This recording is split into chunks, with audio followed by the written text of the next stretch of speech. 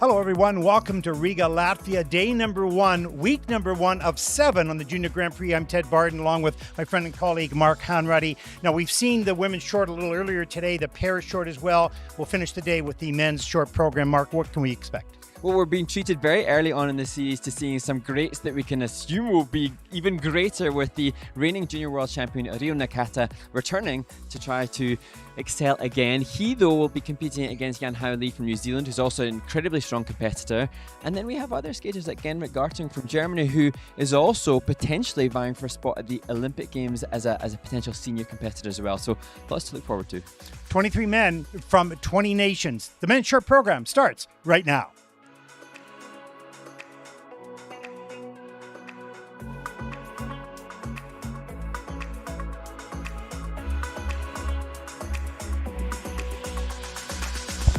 Welcome, everyone, to the final event here on day 1 as we fly over the Volvo Arena in Riga, host of many Junior Grand Prix. I'm Ted Barden, along with Mark Hanratty. Mark, how many years have they say? There's 20 years for the facility. Yeah, 20 years for the facility. And actually, last week, it was the 824th day of Riga. So Riga was founded 824 years ago. So lots to celebrate in Riga over the past couple of weeks, including, most notably, the Junior Grand Prix. And the European Basketball Championships, I believe, are on the city, and the city is going crazy. The hotels were spread out over everywhere. So lots going on in Riga. Yeah, and I think, it's important to note that the organizing committee here are just brilliant, and they're so experienced at hosting events. The Volvo Cup is often a fairly big international for lots of European competitors, and they're so used to hosting that they look after it as well. As we take a look at the first group of men in the short program taking to the ice, just a reminder now, we'll probably have a bit of a new audience. We are pleased to announce, as we take a look at the officials for this event, a couple new initiatives that are taking place. We are able to hear the technical panel in our broadcasts. You won't hear that out there yet at this point, but we're able to hear the process because the ISU under the 2030 vision is looking at ways to open up and attract and educate people a little bit more about how the decisions are made and the results as we take a look at the starting order for the event. Such an interesting project. We listened to it, of course, for the women this morning and the pairs, and it's so interesting. They're so precise and so exact and so focused only on the technical elements and the level of difficulty. They don't have any feeling at all on what the program is all about. So it's so well done. And I really, applaud the ISU for starting this process. We'll see where this ends up, starting the process to be able to maybe provide access in the future. Yeah, and we've spoken often, of course, about the technical panel and the judges, and just getting a little bit more of an insight. And, we have a technical panel here which includes Ravi Walia, who is a coach of a world champion. And so we're confirming, and at some point hopefully the audiences will hear confirmation of people that are incredibly well educated and committed to our sport. And the technical panels are here voluntarily. They're here giving up their time to support the sport, and it's just wonderful to know that what we know is so good in them can hopefully at some point be heard by the audiences globally. Yeah, and also talk a little bit about AI, artificial intelligence. The ISU is working with Swiss Timing on the development of how we would use AI, particularly, let's say, on the landing of a jump. So it's not, because let's talk a little bit about what's done now. We have one camera on the right side of the judging panel that ever since the judging system has been created, the technical panel uses that one camera angle. But the skaters are on many different curves and angles. So what you see down on the left side of the panel, the judges panel, and what you see on the right side can be different from what the audience sees in the camera, right? Technical panel works just off that one camera. And they do an excellent job, but those times with just like a millimeter of, is it under, is it downgraded exactly what it is? It's not a perfect system. It's a better system than what it was before, for sure, but it's not perfect. AI will provide a mathematical process which will be precise and exact. So the ISU and Swiss Timing working on that project, certainly nothing this year. That would be more in the next 4 years between Olympic Games. So that's another exciting one as well. And really, the ISU is really looking at ways that the audience, both live and television audience, gets excited, more knowledgeable, and into the game, if you will, because they understand it. And we listened to the extraordinary congress from the ISU just a couple of months ago, and it was so wonderful to hear the awareness of the need to continue pushing the sport. Obviously, the planet is in a ever-evolving state of change, and it's great to know that our sport is being mindful of that by the leaders. Yeah, absolutely. So much more to come, but we're thrilled to talk about those topics. We'll do that over the next 7 weeks as we learn more as well. Now, we had a whole mess of questions coming in. And thank you for that. An abundance of questions, and thank you to those that have sent those in. Questions to where? Good point. To the International Skating Union social media, and particularly to an Instagram story post. So you can find that, and that'll be up. And questions that have come in. Question: why do juniors not have a gala at the Grand Prix? Well, first of all, cost would be a major thing, not only, not just for the ISU or whatever, but the athletes got to get back home and continue training. They're in school, not yet, but they will be in school soon. So there are so many reasons why not to, and they're not going to generate any revenue off that. The cost will be much greater than the revenue on the juniors, so that's really the major reason. Absolutely. What is your favorite thing to see in a step or choreo sequence, and why? You know what? This is kind of, I don't want to say cheesy, but I don't know, kind of simple. I love the slides, the knee slides. Oh, you're digging the slides? Well, cool. I'm digging it because it's risky. It doesn't look risky. It looks cool, right? Oh, that's really cool. First of all, I could never do it. My knees are too bad. But I think it is risky because you can slip so easily. So I love the fact that is a very low move across the ice, very creative with different positions. So I like that. I love a slide. For me, within any step or choreo sequence, it's not necessarily the movement so much as how it matches the music. That's what floats my boat. Well, I'm glad your boat is still afloat. But yes, indeed. Okay. Well, we'll see. We'll be judging how musical. Oh my goodness, what an amazing costume. Yeah. Do we think we have a Willy Wonka themed performance? Could be. I mean, I'm just guessing, but... Oh, there's Wonka in the back. Yeah, there you go. That is commitment to the costume. Yeah, no question. What a shame that his skates need the extra tape. It adds a little bit of magic with the sellotape on his boots to keep more support. Okay, focus. Yes, back in the room. So, question coming in from @AnArma. Will you comment on the Olympic qualifying competition too? We will. Both of us will do that.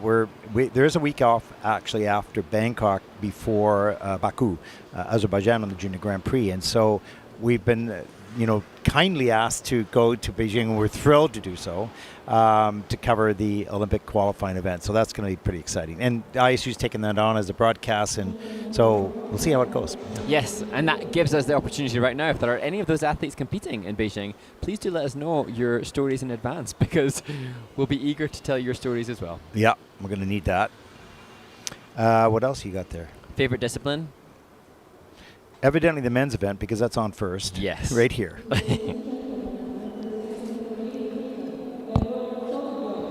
Our first competitor represents Great Britain. Your home country, Edward Solovyov. 15 years old, junior champion of Great Britain, was 9th at the 2025 European Youth Olympic Games, or Festival, coached by John Wicker.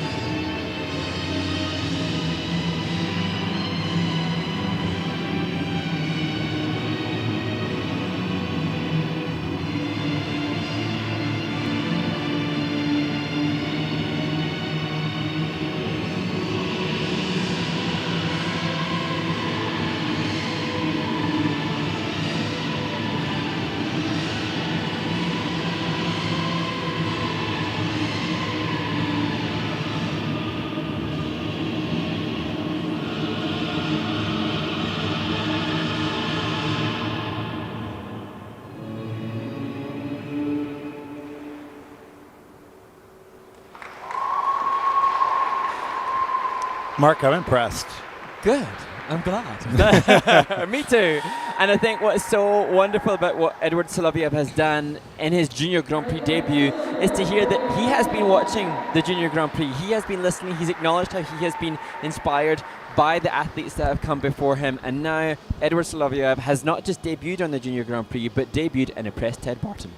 Yeah, no, really, he jumped extremely well. Lots of refinement to do. We'll say that off the top. But, you know, he rotated very quickly, very efficiently in the air, carried good flow, and some really interesting steps. We'll see some of that. Used the heel quite a bit, both in the spin and in the steps as well. So there's the double axel. Pretty good posture on the landing. Stretch that free leg a little bit more. There's the triple loop, quick in the air. These little sort of Choctaw at the end of that. There's that change of position of the camel spin. Maybe he needs to get the leg up a little higher. Yeah, but we've got another camel variation here with the catch camel and the use of the difficult blade feature. This year, skaters have to continue spinning, having done that. It's a little bit more difficult this year. As we see the triple lutz, triple toe. The only visible mistake really with the hand down. The last jump on it. Yes. So.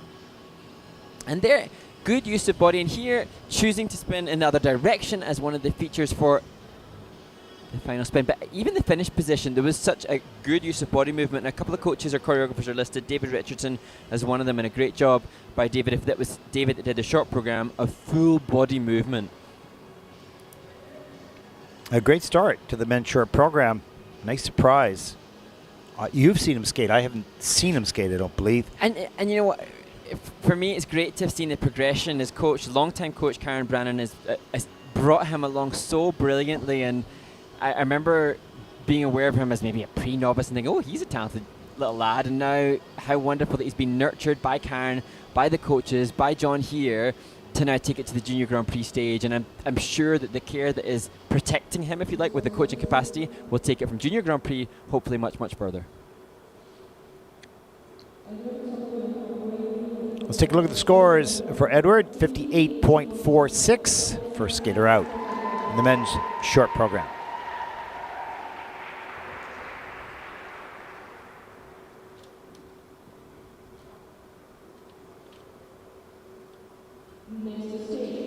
Our next skater represents Denmark, Wendell Hansen Ostagard, 17 years old, two-time Danish junior champion, third junior Grand Prix season, finished 25th in Riga 1 year ago. Coach, I'm assuming by his mom, Pamela Hansen Ostagard, 41.69, earning that actually 2 years ago in the short. Skating to natural by Imagine Dragons.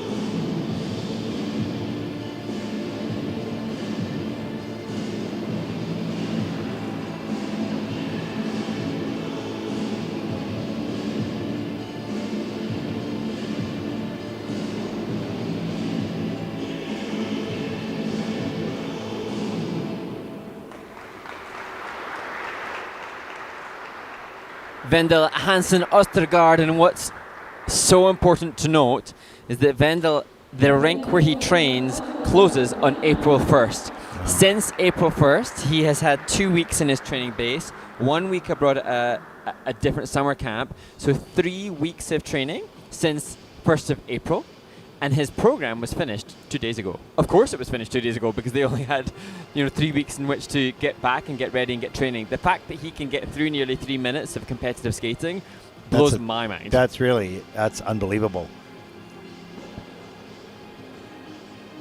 And that just goes to show you what you don't know impacts what you do see. And to me, that's, as we see the pop on the Lutz, valiant effort to then make it a triple toe on the back of it. But that's where a mother's support makes things happen. Here, the triple loop. But, ordinarily, if you didn't skate from 1st of April, there's the axle, you wouldn't then enter into Junior Grand Prix. But his mother's support of him is such that she will help motivate him to get ready in the limited time that they do have. Yeah. And that type of experience of having to do something that you normally would do, because you learn your ability to adapt. It's not the perfect situation. It's it's not risky, but it's difficult. Learning how to cope with those difficult circumstances may not benefit him right today on this program, but it will long term in his life. Yeah, the lessons learned, and I actually think that Wendell, Hansen, Ostagard has a huge amount of potential. If you think the way he moves now, if he had the training facilities that others have, I think he could be a real threat to contend with, because if we were to give any other skater competing in a Riga the concept that they would have 3 weeks of training between now, August, and April, they wouldn't enter. Well, it's mileage that you need in a career. You need all those experiences, and many of them are not pleasant ones. They're difficult ones, but that mileage is what gets you where you want to go. Let's take a look at the scores.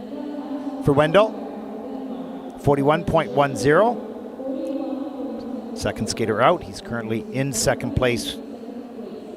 21 skaters to come.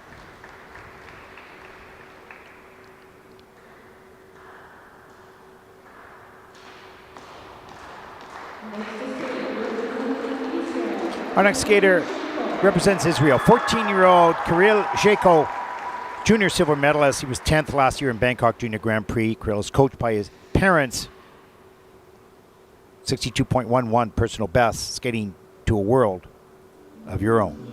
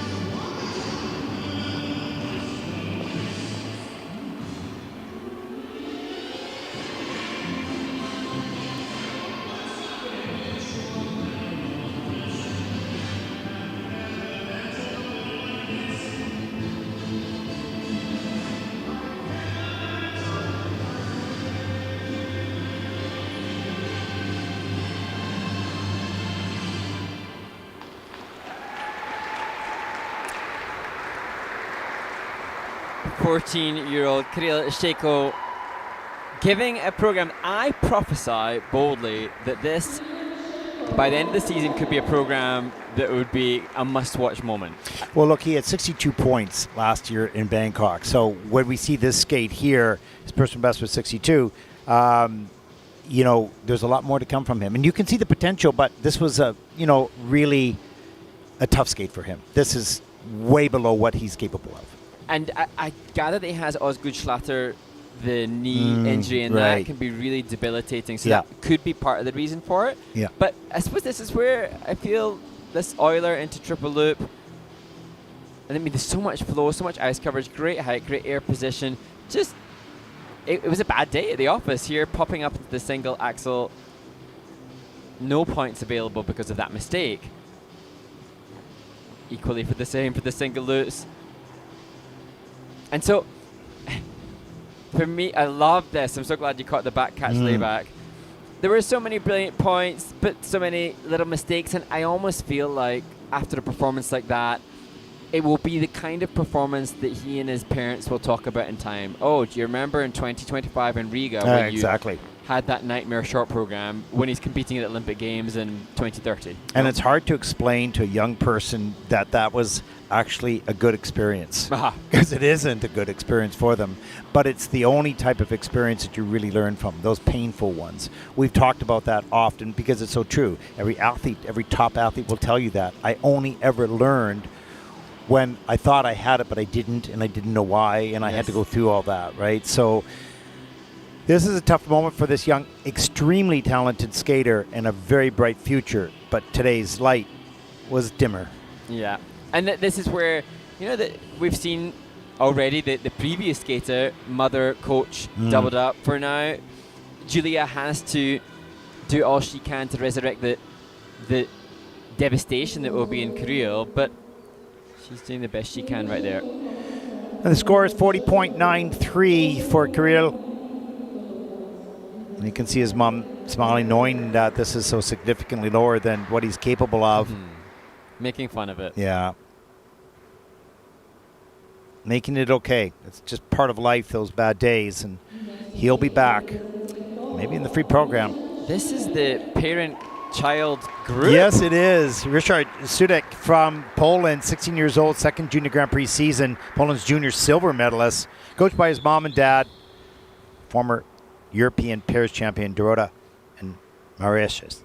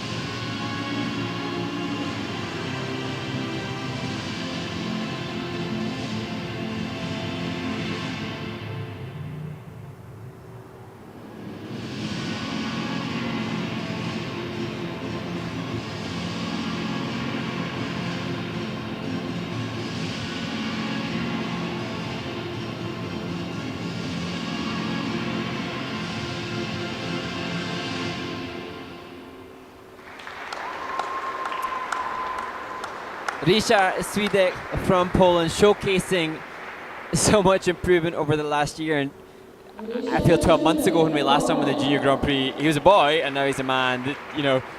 Yeah, and we were talking about the great short program that he had last year, landing his first set of triples in competition. His dad was so proud, and his dad, we saw him in the backstage here, and said, "Boy, I'm so nervous." I mean, I can't imagine what the parents go through. But what a great job, great hug, the dad and son. Yeah, that is so cool.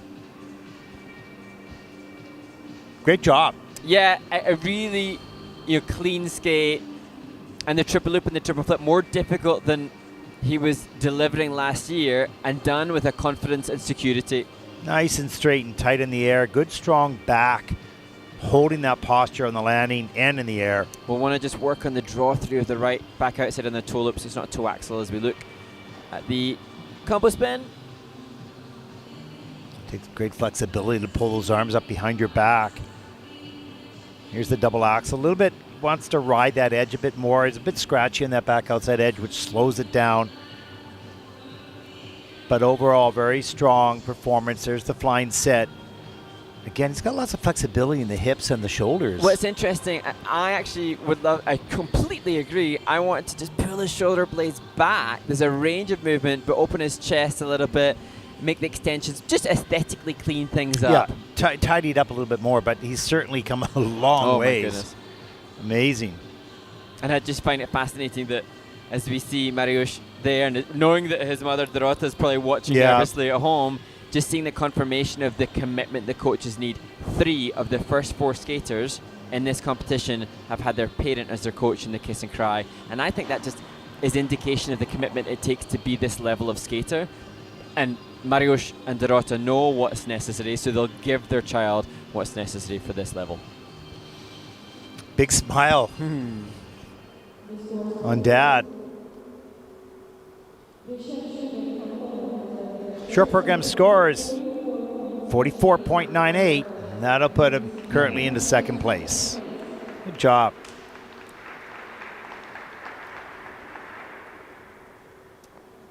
As a coach, one thing as a coach, and then as a parent, to have those great days. As a parent plus the coach, right?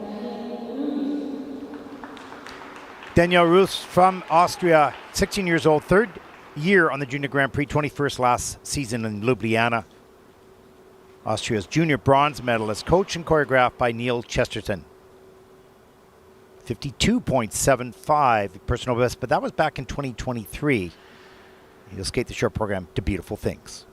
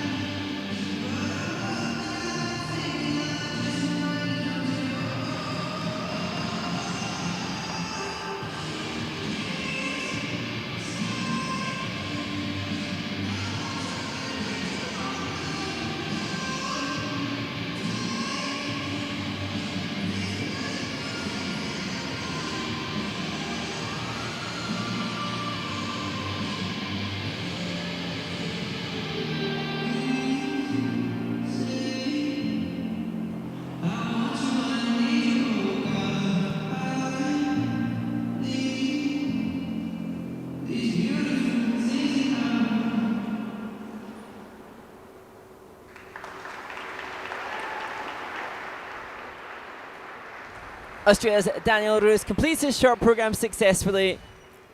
And there's some passion and a music choice, a popular music choice culturally. Everybody has enjoyed this track. And that music really fits this young man. Yes. He's kind of freewheeling, and he's got his own swag, if you will. He's confident on the ice, loving the music, loving the skating. Good job. And Hannah Frank there, the Austrian women's competitor, has come back to support him. And I think, all things considered, that was a great reflection of this athlete. At present, I don't think any major mistakes. There would be some spin levels that I think were dropped. And so, like many of the juniors, just some refinement to work on. There's the triple Lutz, cleanly done up into a double toe loop. Want to carry a little bit more speed and flow across the ice, of course. That'll come in time. There's the triple loop. Gets the free leg back in time and has to scratch a little bit on the landing. And look at the facial expression. Loss of balance. He got carried away in the performance there. That could have so easily been a different outcome. Great body movement, though. I actually thought the landing of this double axel, I wasn't sure if that was a lack of confidence or a fatigue towards the end of the program. Yeah, because it looked like it shouldn't have had that 3-turn. No. There's the heel feature in the spin, which you have to keep spinning after that. And now it's coming through as a change foot combo spin level 3. Okay. So just one feature not awarded. And it's important to note for the audience that the skaters will be designing all of their content to have a 4. Yeah. It's just whether or not those features are. Yeah, I mean, some of the skaters who don't have the experience might say, let's go for a 2 and get that clean. Yeah. So, but a certain skater at level 4 should be achievable. Mm-hmm. And Daniel and his coach, Neil, were explaining that he enjoyed this main rink more than the practice rink. So, feeling comfortable here. Well, like, who wouldn't? Are you kidding me? True. Have you checked the temperature? Well, I didn't want to. I mean, the federation and the organization here are brilliant, but yeah, the practice rink is pretty chilly. But actually, I have to say the heat in this rink is a lot better than it was. Way better. Back there a little bit. So, and it's a brighter, you know. And of course, for Daniel and Neil, they'll be mindful of the need to increase that technical content, working on triple lutz, triple toe, I'm sure, working on triple axel, working on quads.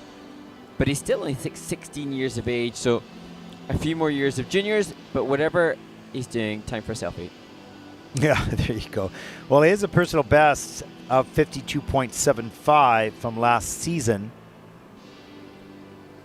And, you know, with the comparison of season upon season, I think for Daniel, increased speed will give higher skating skills, consequently more landing, flow, and glide, so greater creative execution. So much of the focus, I think, will be on the speed as well as upping the technical content.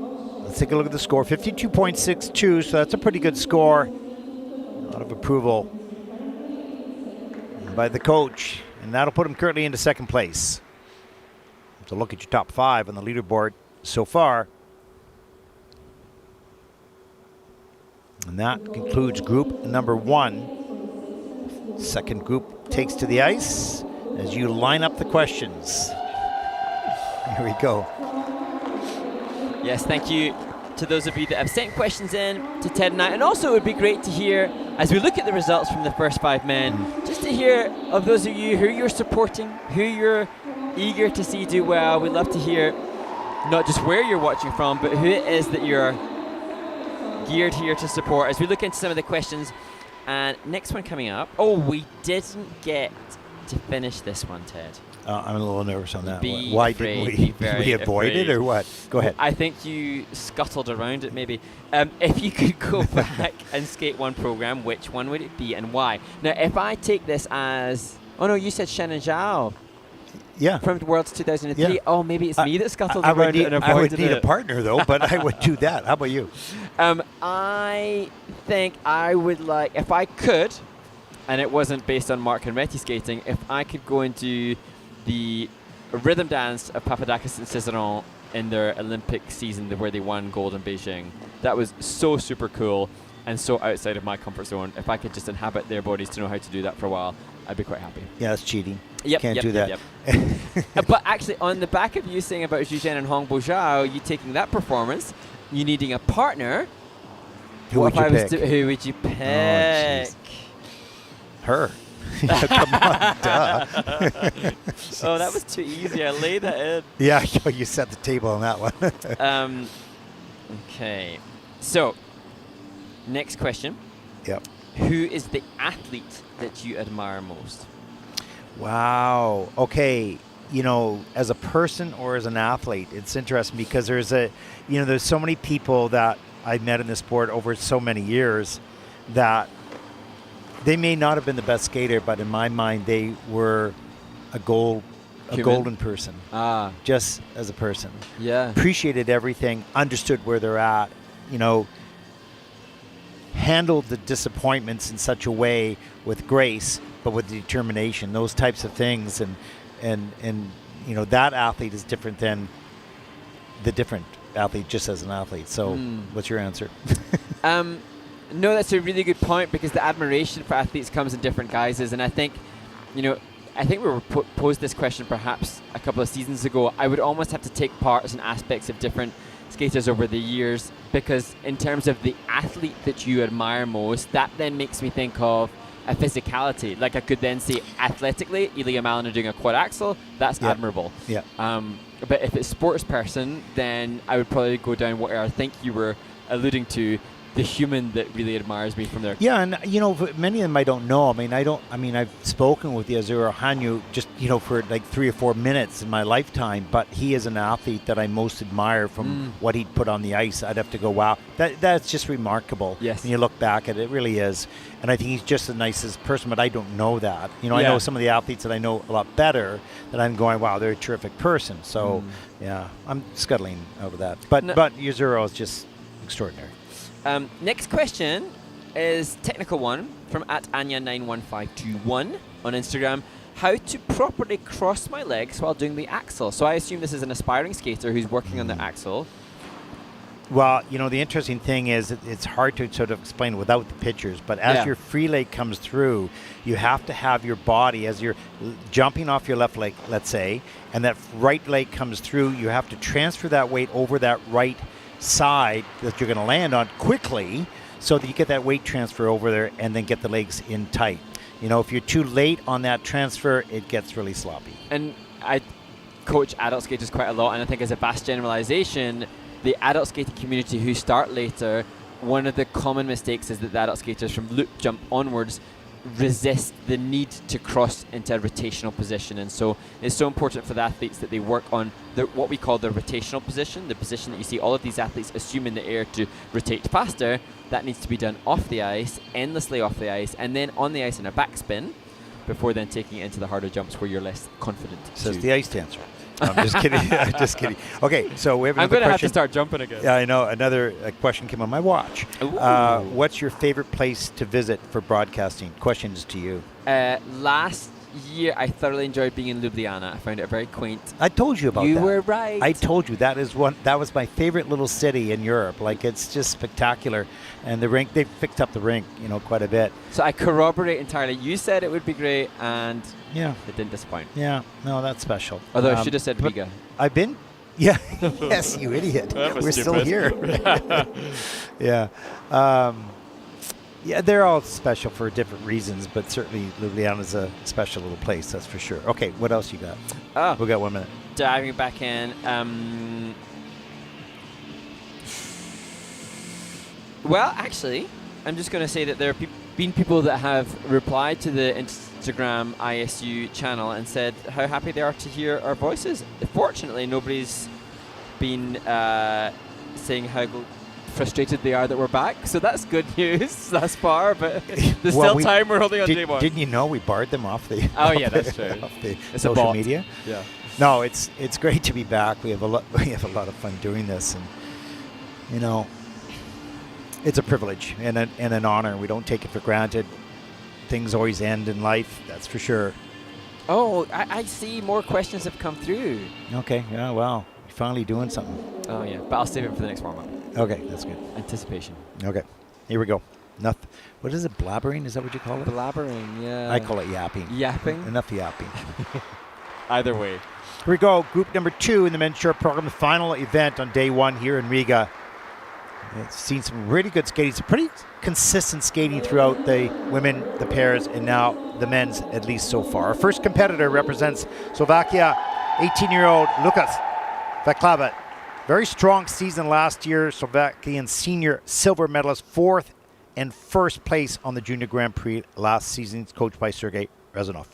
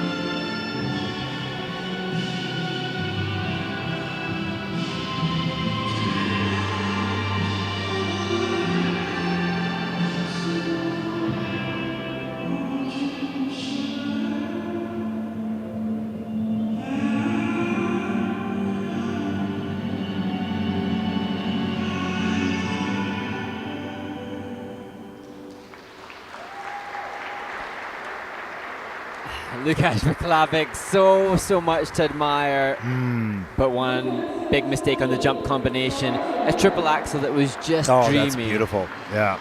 He's such an athlete, just fantastic, and that was an odd pop on the Lutz, but pulls himself right up into the triple toe loop on the back end of that, and he'll be disappointed because he's such a fine technician and a beautiful program. Oh, absolutely, and he did say that this year he wanted to improve his program component scores most this season. That was a big factor into the off-season, and the program construction, the opening, even the confidence to skid twice in the opening and stop was just such a storytelling move in the composition. This, ooh, nice. Plus GOE. I was going to say at least +3 to me. 2 points. It's 2 points. And the forward outside counter on the right foot leading into the triple loop, seamlessly interspersing the difficult element within the choreo. But this, right there. He had the upper body going a little bit too early and a little disorganized in the air. It opened up, and that is an under rotation on the triple toe loop as well. But again, knowing that his focus was on the program component scores, some of these slow-mos that you've captured, Ted, really showcase everything the judges want to see in terms of the push for more skating skills, more composition, and more presentation.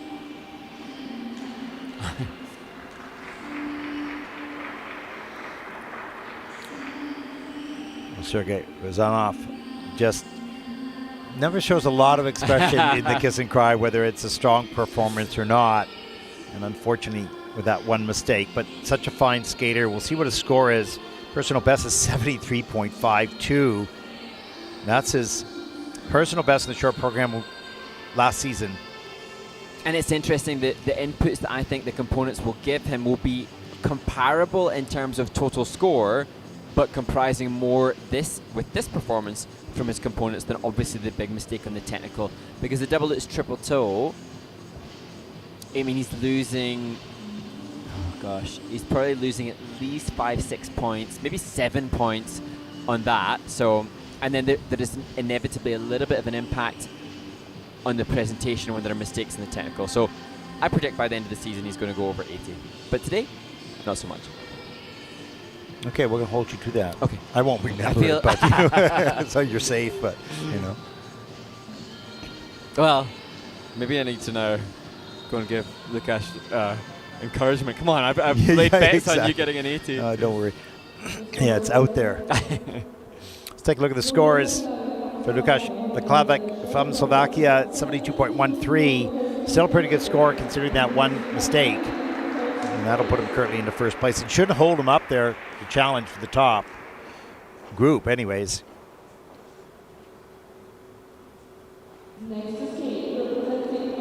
Our next skater represents Norway, Daniil Valanov, 16 years old, Norway's junior champion, 24th 1 year ago right here in Riga. And he's coached and choreographed by Christina Sontum.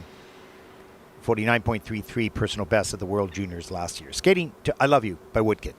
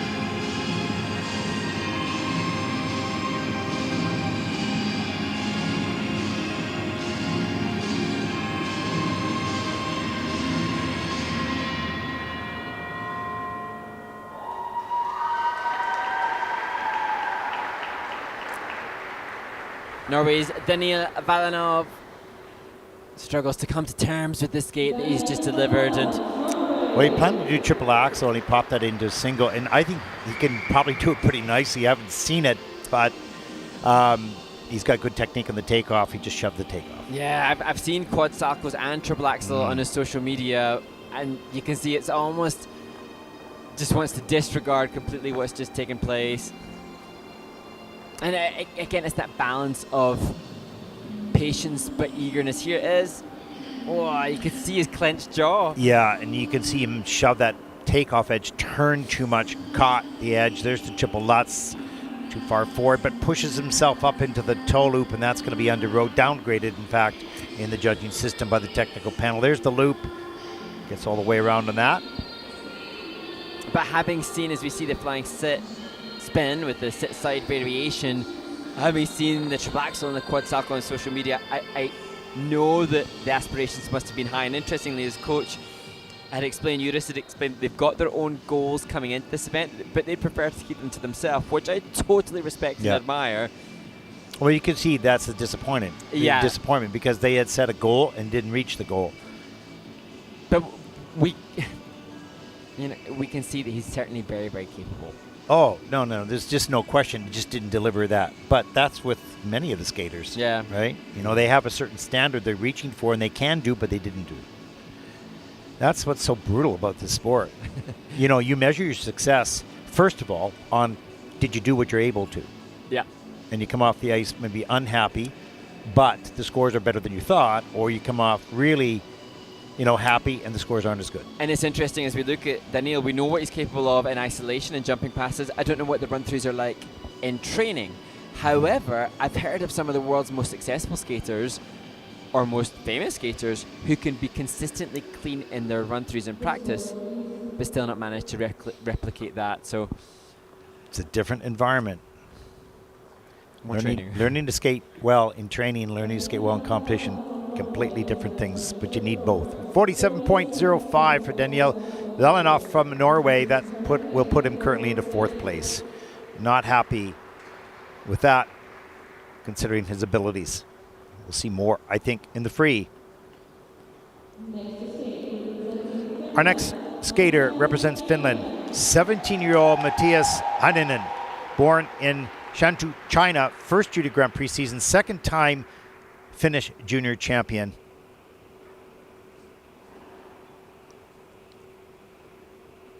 And he'll skate to Turning Page by Sleeping at Last.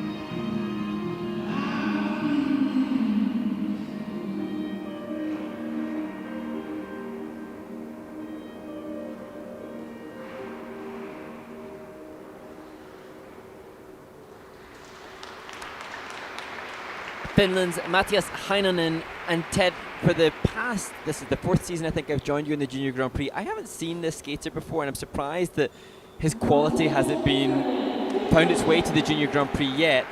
But when people ask us, what kind of skater do you like, or who do you enjoy watching, or if you have a preference, the way that Matias skates with such fluid knees and ankles, the flow that he generates, I like watching this. I really enjoy it. And the posture as well. Like, he's got that upper body really strong, and his head is up. So he gives you confidence, even though there was mistakes in this program.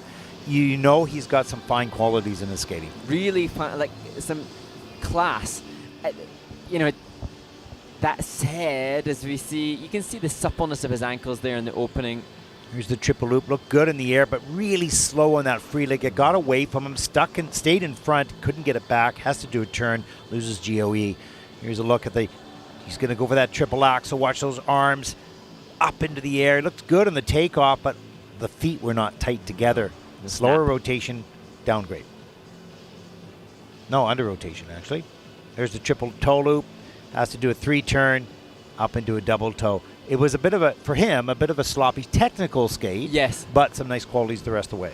And I suppose, there are so many things that we could admire about our sport. We could admire, the flow that he had in his skating skills. However, when we come to discussing the competition, that triple axel, the consequences of that, what he gets in terms of points for what he delivered on that element, are 7 points lower than the triple axel given by the leader. So that's 7 points in that one element. Yeah. Just to give some kind of context in terms of the sporting aspect.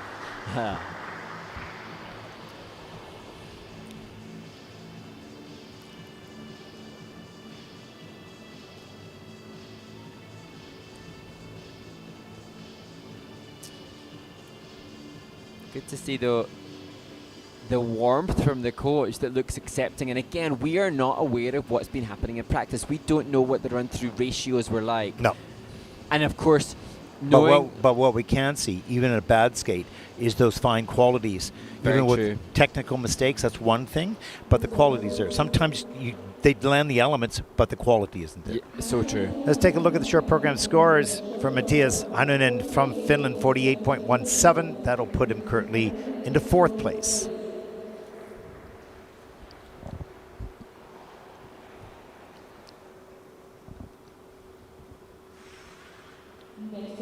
Our next skater represents Switzerland, 17-year-old Ian Wieler.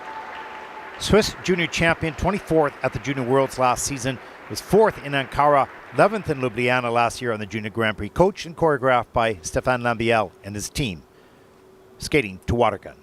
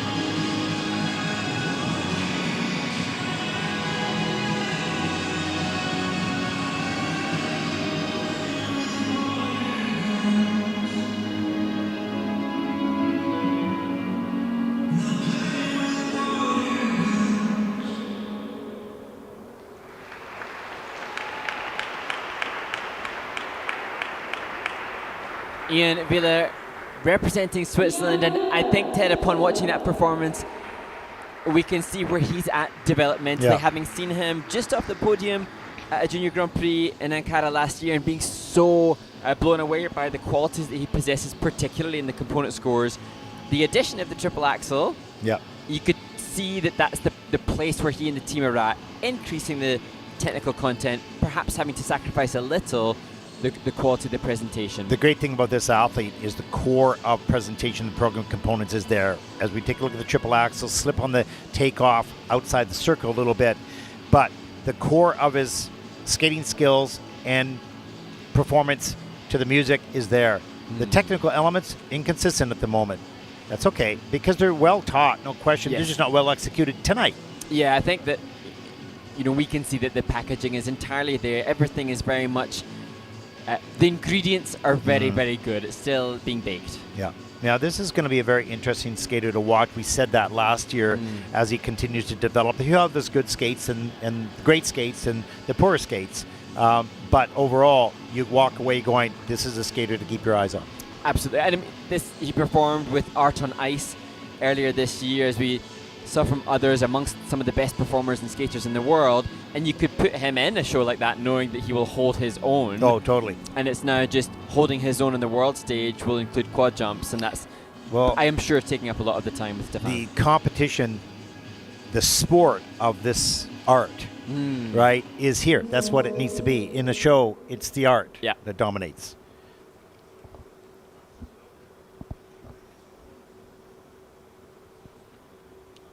Anxiously waiting for the scores in this short program for Ian. 61.26. Pretty good score considering the mistakes, but that shows and demonstrates his qualities. That'll put him currently into second place as we take a look at the leaderboard. Top 5 so far in this event.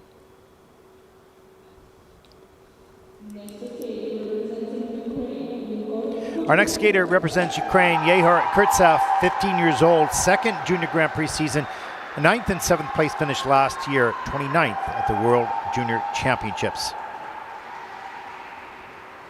61.21 is personal best, skating to the sound of Silence by Disturbed.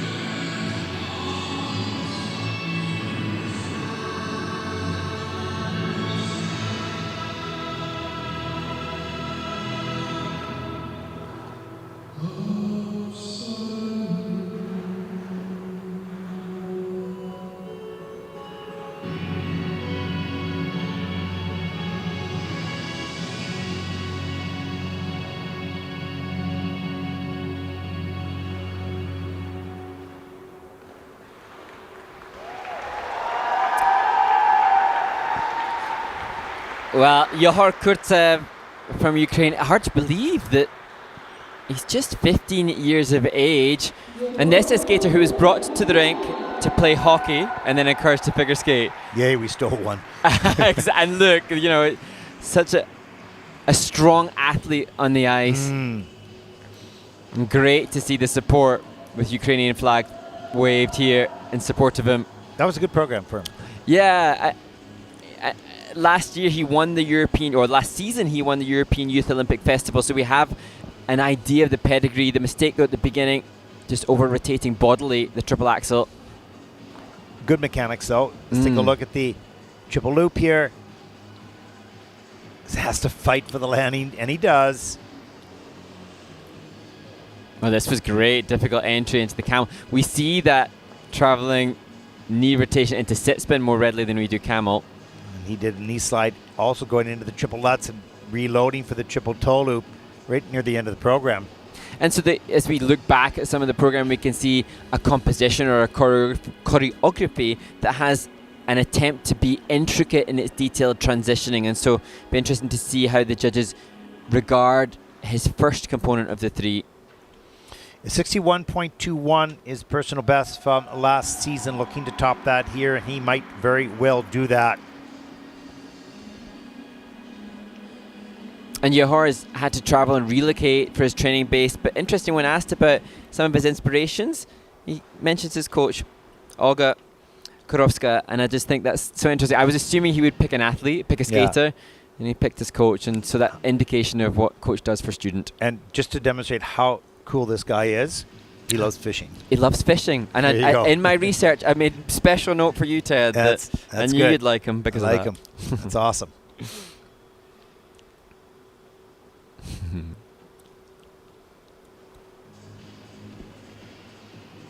A really strong athlete who happens to be a figure skater, moving from hockey to skating. It's so challenging and interesting. 64.76 for Yehor, and that'll put him currently in second place. I don't know. Was he surprised that it's lower or higher? I'm not sure. A big, good poker player as well. Good fisherman. Exactly. Final skater in group number 2 represents Sweden's 17-year-old Albin Samuelsson. Sweden's junior bronze medalist. He won the Sonja Henie Trophy.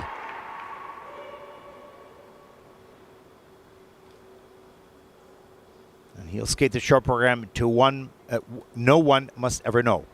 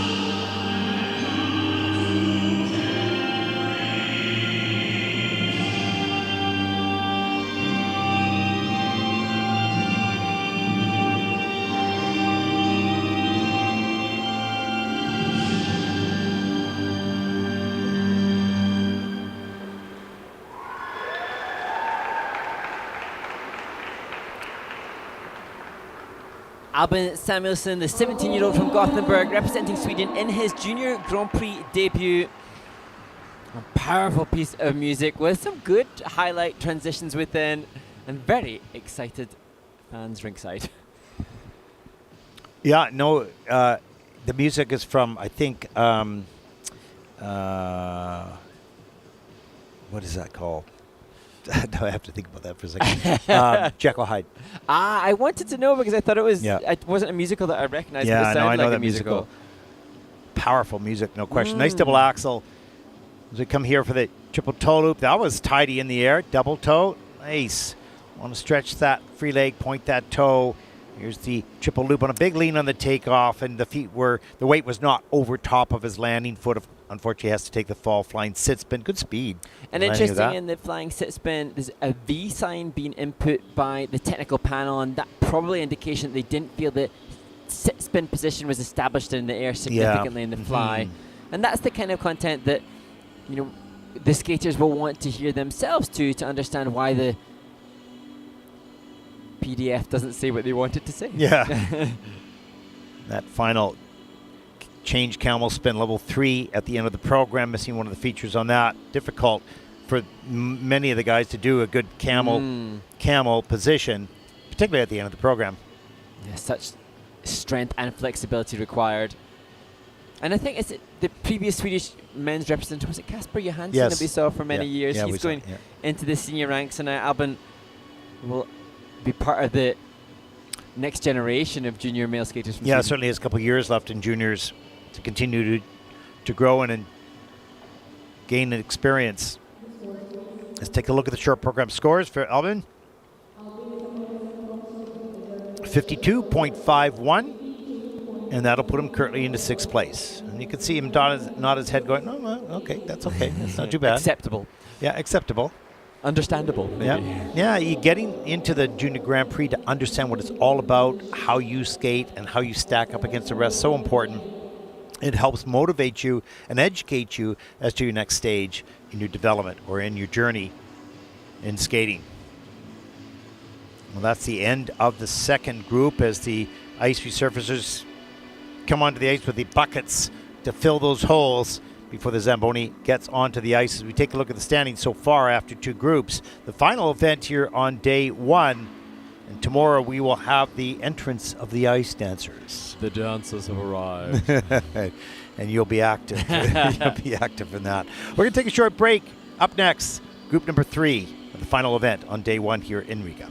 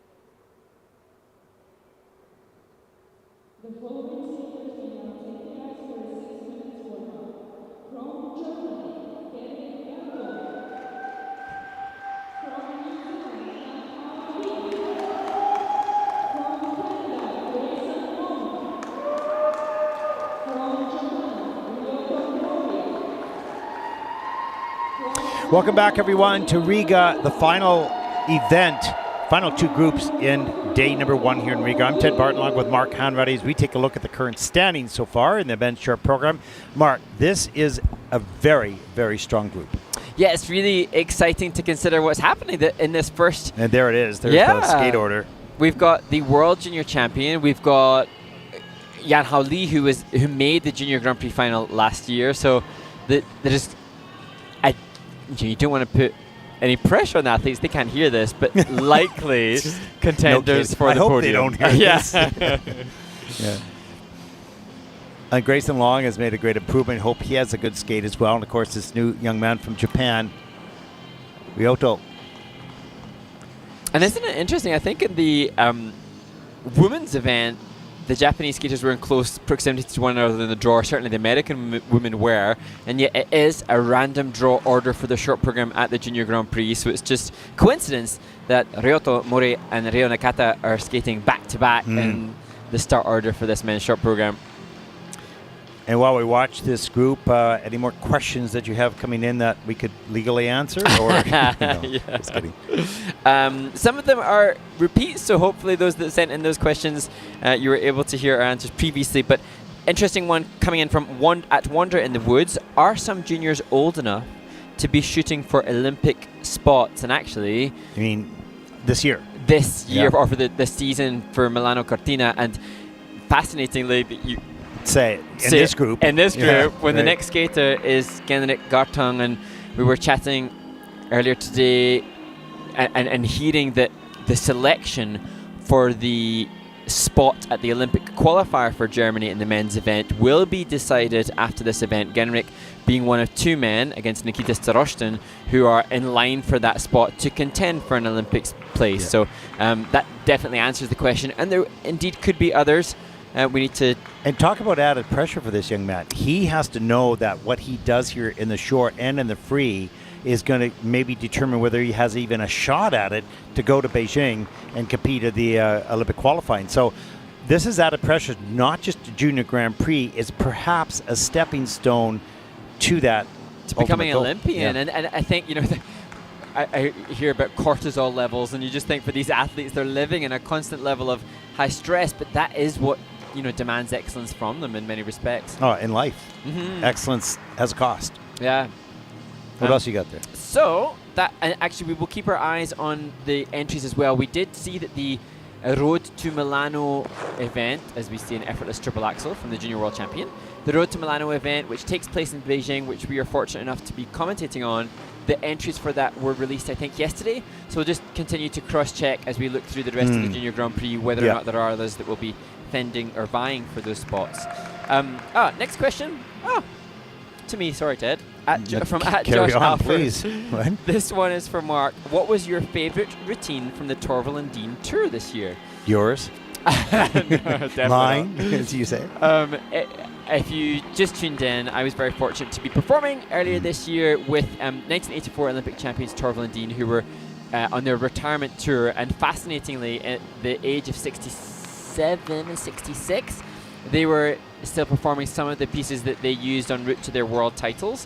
And it was very emotional to see skaters who have such a history and are such pioneers of the sport closing out their career. So it was incredibly emotional to see that. And so on the final night of their final performance, as I performed alongside professional skaters that I've performed with on the TV show Dancing on Ice for many years, there were lots of very emotional people. So the final performance on the final night was quite a tearjerker.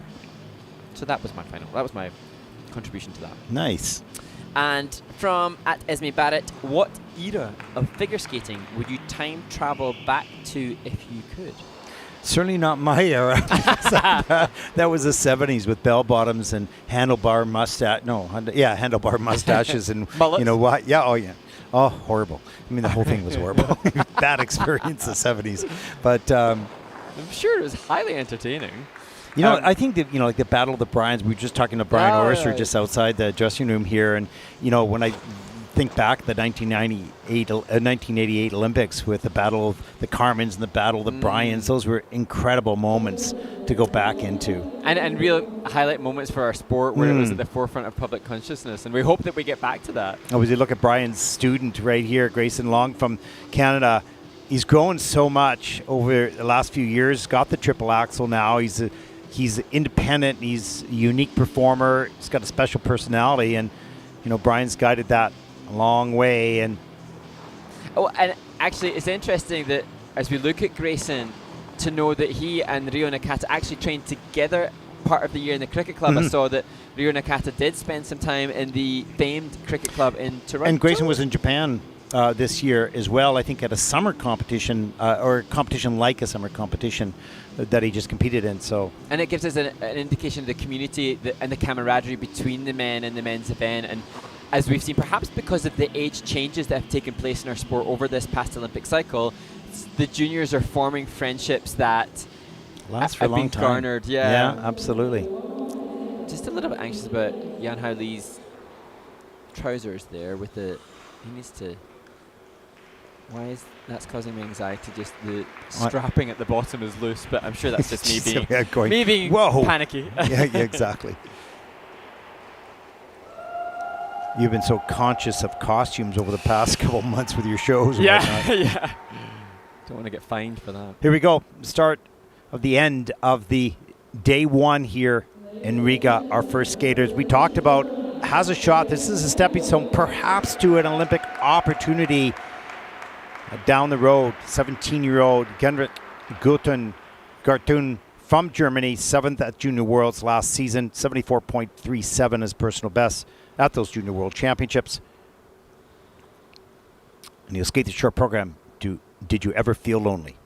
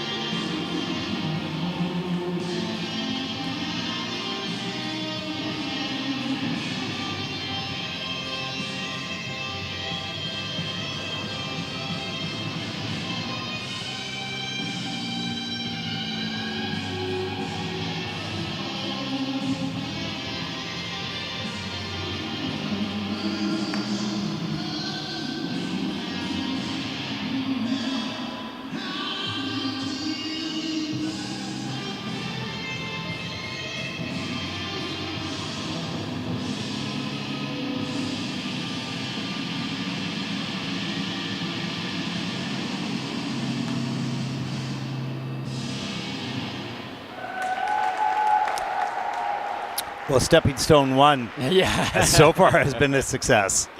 Well, he is a possible dark horse favourite for this event, having already medalled at Junior Grand Prix, and he's absolutely lived up to the expectation placed upon him by the skating community. And you know, the funny thing, Mark, you sometimes see the tensions, even though there may be successful skate, you see the tensions in a skater, but they do it. yes. I didn't see the tension there. No. I saw a relaxation and allowing himself to use the momentum off the takeoffs and carry it through. He didn't look too tight. He didn't look tight. No, and the thing is, Genrich's known for his quadruple jumping capabilities. So as we look at this triple axel, sometimes, I think last season we saw him struggle with the triples because he's so committed to quadding in practice. And yet, as you say, was relaxed, patient, and calm, and not too tight for this triple loop. Great flow off the end of the edge, carries it through the middle of the air, soft knees on the land. He wants to point the toe and stretch the back and all that kind of stuff like that. But basically, so we take a look at the triple Lutz, triple toe loop combination. Near the end of the program, look how straight he is in the air. Very efficient. He's biomechanically good, aesthetically Yes. under construction. Yeah, totally. Well said. Even if you're British. Do you know what, actually, that cluster there of turns, the bracket counter loop, was really clean edge set. So again, his blade awareness on jump takeoffs, jump landings, and in the step sequence, really solid. That's why I put it in. Ah, good work, see? Yeah, great job. Genrikh, nicely done.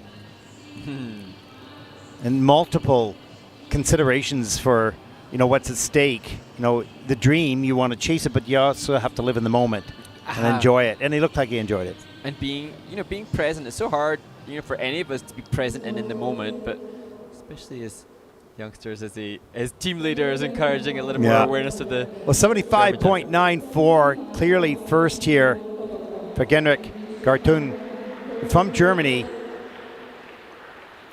At least in the short program, mission accomplished so far.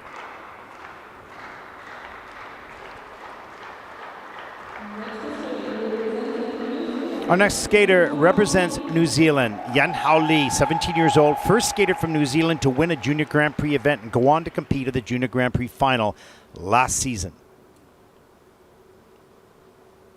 A wonderful breakthrough season last year. Now wants to build on that starting right now. 83.25 personal best from his short program in Bangkok last year. Skating to extremely loud and incredibly close.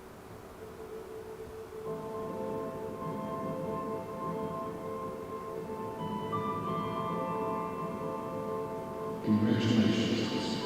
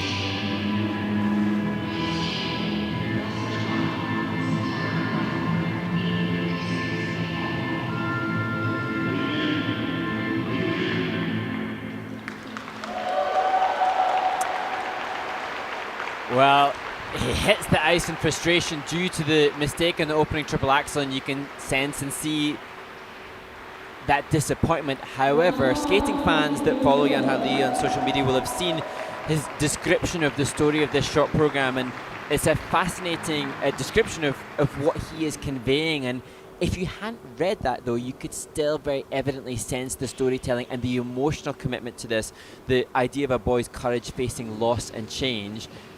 And I love to see the development of the artist that he is. Well, I thought he conveyed it beautifully. I mean, you know, his improvement in his movement, just look at it off the top. He's more mature. He's more committed to the choreography. There's the triple axel. That takeoff edge slipped out a little bit from him, and he went on a lean in the air. Here's the Ina Bauer. Good speed coming up into the triple loop here. A little bit of a lean as well, but good flow on the landing. And this. Just wonderful. And the judges have various different criteria, and good speed and our acceleration during the spin will help, and he certainly had that as we look at the combo. Good speed good flow between both jumps.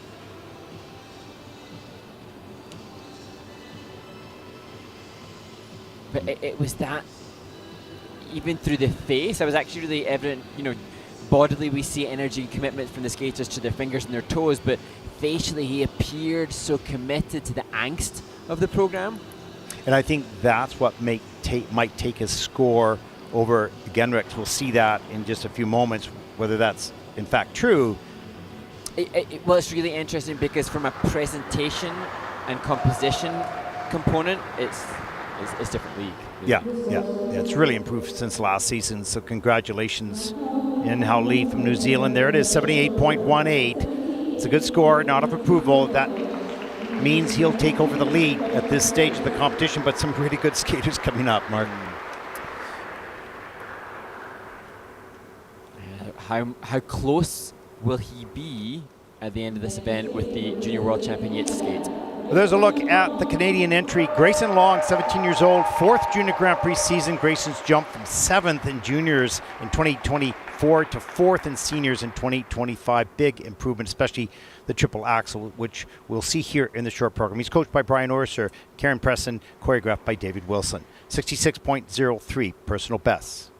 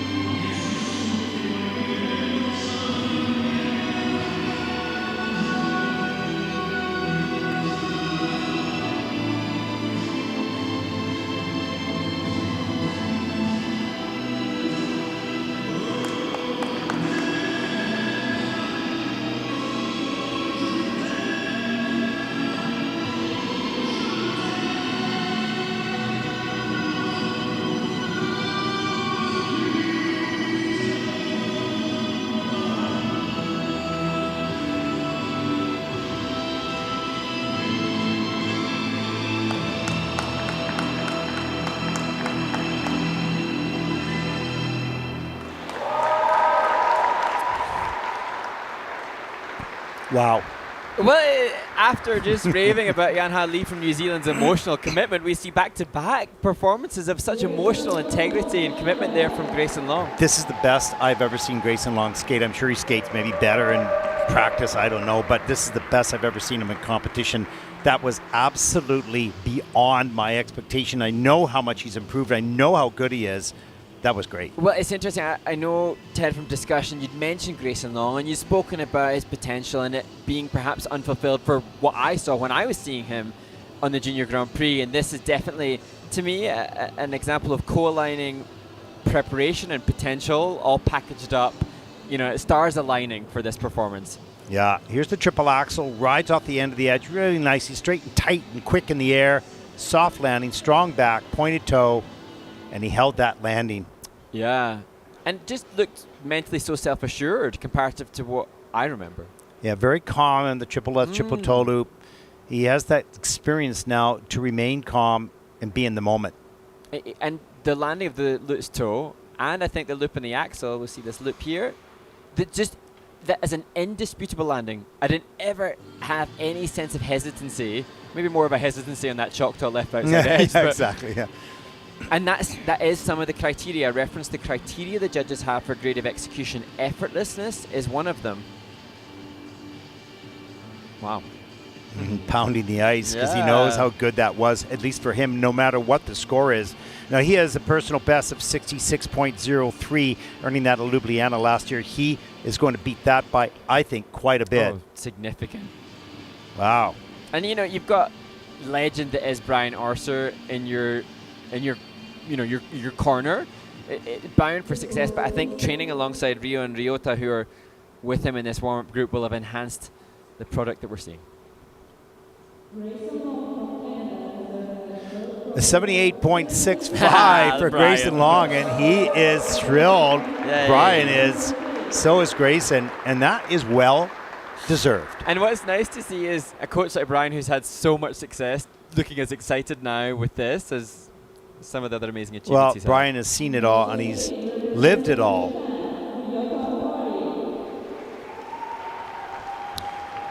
And so now, the first of the two Japanese back-to-back competitors, the 15-year-old born in Tokyo, Ryoto Mori. And he will skate to the popular piece, Rain in Your Black Eyes, as he vies to take over the lead that Grayson Long has just usurped.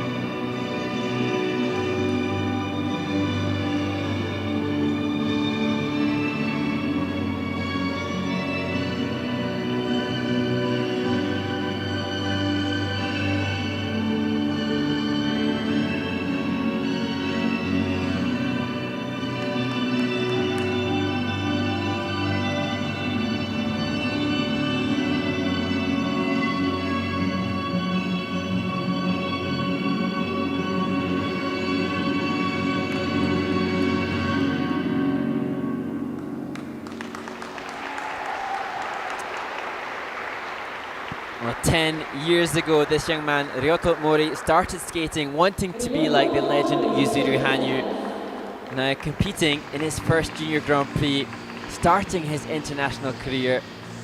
He's represented himself well, and I think this actually, Ted, will be better than that which he had last week. He competed at the Kenoshita Summer Cup, and he had a short program score there of 69.73. I didn't look at the protocol to see exactly what happened, but this, I think, an improvement upon that. Obviously not bothered or phased by the international. He took a lot of bows. There There's another one. Yeah, there you go. But really, pretty strong program and a great debut for this young man. The triple axel had a little bit of a flaw on the landing. We'll take a look at some of the elements here. Here it is. Looks good in the air, but too far forward on the landing. Has to put the hand close to the ice. I don't know if it touched it or not. Here's the triple Lutz. This was easy. Or made it look it. Close to the boards. And the triple loop, nice and straight and centered and strong in the air. Soft knees on the landing. It's the second skater that's taken that pattern into the triple loop, an unconventional pattern, but again, that as we look at the step, that further commitment to more program components. Yeah, deep edges, soft knees, upper body movement. There's the flying sit spin. This is in at a level 4, final element.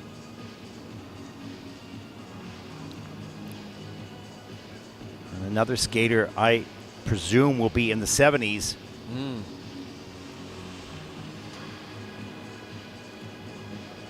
Oh, isn't that cute? I want a hug. Here we go. Yeah. Just a 15-year-old skater from Tokyo. Yeah, he's going. Okay. Conceptualize a young floor girl from Latvia, giving him a hug. Let's take a look at the scores.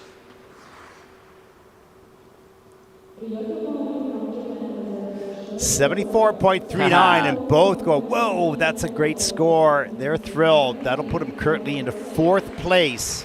Ryoto Mori from Japan. Look how tight it is. It's close.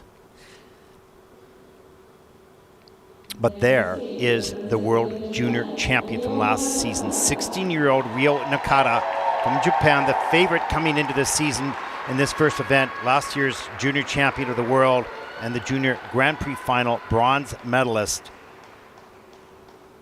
He is an 86.04 from last year's World Junior Championship in the short program. And will he beat that right now? He'll need a good score.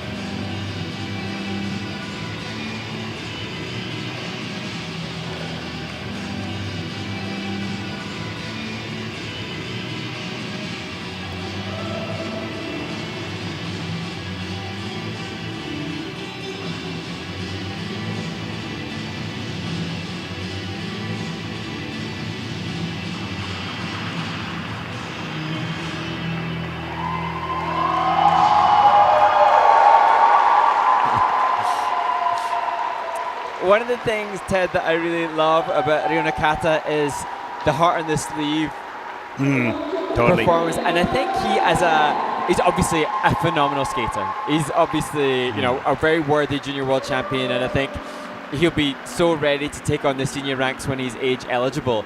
But what I also like for the sport is the character that he is. Yeah. We've seen so many incredible skaters, but he seems charismatic in his own unique way. And last year he had so much energy. He would overdo it, overuse it because he was so excited. He looks much more in control now. Uses enough to be dynamic, but not so much to be wild. Yes, and I know that last week he competed in a domestic event, the Kanoshita Summer Cup, as we look at this glorious triple axel, and he was second there to Sena Takahashi by a fraction of a point.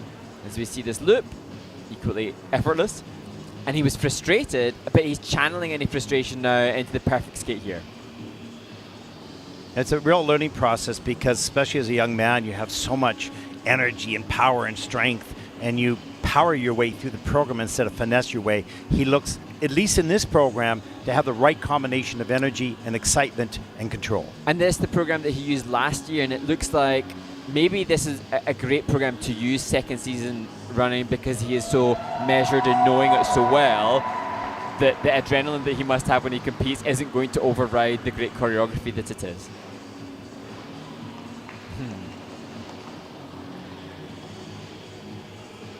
Oh, she's going in for the hug again. Yep. She says, okay, got to be fair here. I'm going to hug everybody. And Rio's father continues to support him, and his mother is here as well. They met when his father was performing on the Royal Caribbean cruise ships. Oh, wow. And his mother working there. And they continue to support him.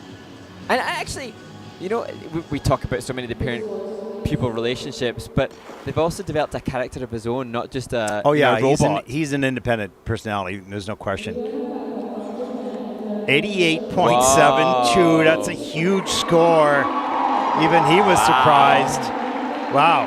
Cleanly takes over first by 10 points.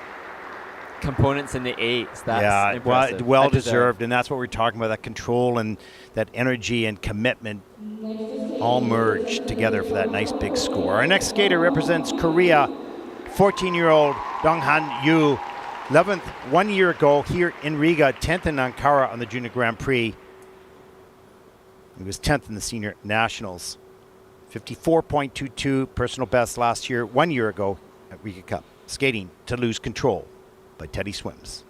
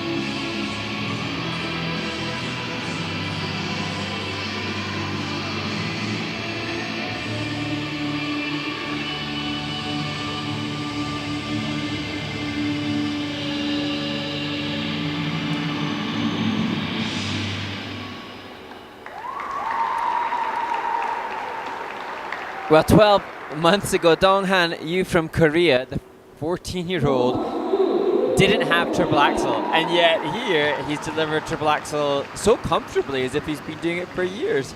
And it will be really interesting now to see how this will fare in the midst of this competition. We've had 16 performances already, and I think it's the top 7 that have done triple axels. Will Donghan Yu's increased technical element score from last year be enough to put him in that top contention, or will the grades of execution and the component scores have him lower than others that didn't have that big value jump, which is right here? Hangs onto that, gets the free leg back. There's the triple Lutz, gets the open hip on that landing. It only gets up into the double toe, pardon me. Triple loop, that was easy. Quick off the edge. Some work on the position. Was that really a camel? They'll be taking a look at it. Yeah, and this is where it gets interesting, because whilst it's wonderful that he's achieved something like the triple axel in competition internationally, that's brilliant. Now we get to be nitpicky on refinement, even the exit of the spin there, the little tiny details. Well, yeah, and it's not get to be, they will be. Yes. The technical panel will be looking at all those details, because that's what makes the difference. So Yehor Kurtsev is in 7th place currently with a 64.76. He did triple axel. Oh, sorry, Ian Wheeler from Switzerland also did the triple axel, and he's in 8th. So gives us a good kind of reference point for the event. Of the 16 competitors thus far, half of them included that triple axel, which is arguably a notch up in the difficulty of, well, indisputably a notch up in the difficulty of the skaters. The challenge, though, is to always try to balance both that technical element score with the improved program component scores, and that's certainly what separates the men currently, with Rio Nakata soldiering ahead both technically and in components. Yeah, that was a slam dunk on Rio Nakata. It was, there was no question on anything. Yeah, but when I think now about Donghan Yu, he competed at the Korean Junior Grand Prix qualifying event. His short program score there was 51. So this is going to be an improvement upon that.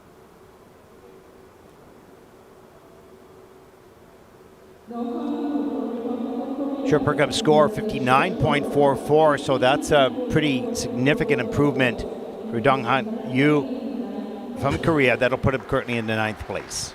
No reaction, though. Well, he had a nod. I think you were looking down at that time. Okay. We did get a nod. Okay, final skater in the 3rd group, final group of the day, taking to the ice for their warm-up as you line up the questions. First of all, let's talk. That was a great group. That was great skate. That was really good. Well, we've got from that group, was Genrikh in that group as well? Yes. So we had the top 5 from the same group, I think. Yeah. That's ridiculous. No, it's cool. It's really cool. Yeah. But you would think that was a seeded draw. Yeah, you think it was a seeded draw. You think it was the last group. Yeah, amazing. And it might be tomorrow. Who knows? Yes. What do you got? I actually will just need to take my time, and now I am there. Okay, so what? Oh, I don't know if I have an answer to this, Ted. Maybe you've got an answer for this one from the Instagram handle @figureskating.lol. So we need to check out that Instagram page, because it's surely full of lol? laughing out loud, presumably. Oh, okay. What's the funniest thing that's ever happened to you during live commentary? Funniest? I would say most disastrous. But I've got way more examples of disaster and anxiety and stress. Gosh, I don't know about funny. I mean, probably, kind of the fun that we've had, like in Yarvin and whatnot, and that was filmed. That was a blast, and fun and funny. Fun and funny is definitely more prevalent when I'm working with you. I always feel bad about the mistakes that I make, and whether it's pronunciations or you've got the wrong sheet up at the time or those types of things. And I mean, you just have to laugh, because you can't. We do long days. I mean, they're 10 hours or 11-hour days, let alone the stand-ups and everything that before and the prep and all that kind of stuff. So I always feel bad about that, but probably somebody else laughed at it, but or cried, one or the other. I suppose when we make a real clanger, for us it's disastrous, but for somebody else it could be comical. Yeah, exactly. So I don't really have a pinpointed one. I always think of them as mistakes, not funny, for me at least. I completely agree. I keep thinking about if I've had the good fortune of being able to commentate from home, and then disastrous moments like a Wi-Fi cable is pulled out by the children, or the garage door opens, or the kids come in and ask for a snack, and I'm trying to commentate on the world's best junior skater. Yeah, exactly. Okay, next question. Okay, yeah, moving on. So, but obviously that question had to come from the LOL figure skating. Yeah. So we've had this in previous seasons. What is your favorite Warhorse piece of music? You know, it depends on how well it's skated. I love Les Miserables. I love that music, you know, and I know it's been overused or it's been used a lot, but when you go into the theater and you watch it, it's so incredibly emotionally powerful. So, and I don't think it's been yet performed to the level of what we see in the theater at all. No. You know, so that's an interesting point, because with the Warhorse, you know, for those that aren't familiar with that term in skating, the Warhorse music is often the pieces that are used so a lot, repeatedly. But when I think of Carmen or maybe Swan Lake, I can think of skaters that I would assign as, you know, oh, that's been done so brilliantly, it's on a pedestal. I would agree, Les Mis' music is brilliant. I can't think off the top of my head, and maybe I'm being, you know, tired at the end of the day, but I can't think of a skater that I would say, oh, they own Les Mis on ice. No, but Torvaldino owns Bolero. Bolero. Yeah, that's kind of accepted. Although I noticed more and more it's being used, but the problem for them is it's always going to be compared. No, exactly. I mean, when you own it, it's because you've done the best interpretation of that ever, and every time somebody tries to do it, it just doesn't meet it. And I feel like Katarina Witt is Carmen. And Swan Lake, I think then Daisuke Takahashi with the remix version, the techno remix of that. But yeah, I mean, Les Mis, who's going to own it? That's the question. I don't think anybody has yet. No, but who will? Well, I don't You're know. laying down the gauntlet. If I knew that, I would. I don't know. Okay, next question. Okay, so next question. Actually, some kind of repeats. What's our favorite location for broadcasting? In a warm room. I suppose actually it's a. You know, if you haven't listened to us over the past few seasons, our favorite location, it doesn't really matter because we're always in. Yeah, it's true. We see very little. I mean, we really do not see any very much. But we talked about Ljubljana, of course. Actually, all the places. You know, I love them all. This is such an interesting tour this year because we go to I go to Ankara, then we go to Varese, and then back to Bangkok for the third year in a row. Baku, Azerbaijan. And of course, Gdansk, we always like that because it's on the seaside. And then Abu Dhabi, and that, you know, the first Middle East city ever to host an international skating event. So all that's pretty exciting. This is so exciting, and we keep referencing, but perhaps listeners haven't tuned in to this point in the broadcast. But all of this is largely in part, or the locations this year and the novelty of the locations is part of the ISU's 2030 vision of expanding the sport around the globe, and which have done a good job already in the last 4 or 5 years. We've seen more countries joining the ISU and more participants, particularly in the Junior Grand Prix, because there's no restriction in regards to participation or points that you need to have coming in. Maybe that should be the question that we pose to the listeners. Where do you want to see us go? Not that we can make it happen. If it's us, it could be somewhere down there. But if it's the ISU Junior Grand Prix, it could be, you know, anywhere. But that's a good question to ask. I actually remember perhaps I've referenced this before, the Junior Grand Prix final taking place when I was a single skater, maybe 14 years old, 13, 14, 15, in Scotland. Really? Yeah, that would probably be before you were working on it as... oh, yeah, totally. Yeah. We started in Courchevel, 2014. Oh, so it would we started that. I mean, I know it was covered before that, but we started the broadcast at that level then. Yeah, so I wouldn't mind it going back to Scotland, although I don't think there are any rinks that could take it. So we stay at your cottage. Okay, here we go. Final group of men on day number 1. And we got a lot of action tomorrow as well.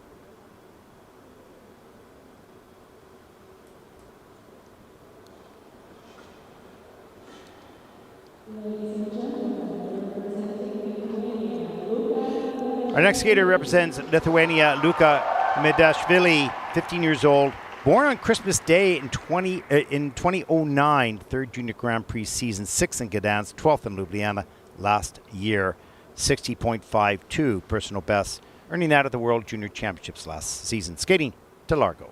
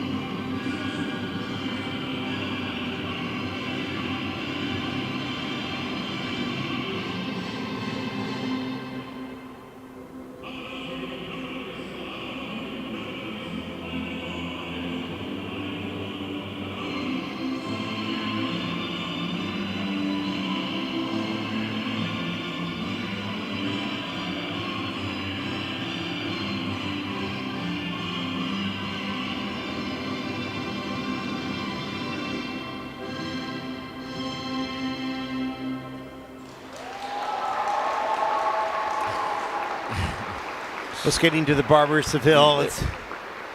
I remember being so impressed by Luka Imedashvili last season and being so impressed by his charisma, and the musicality of the short program did not disappoint at all, and it's great to see the smile on his face.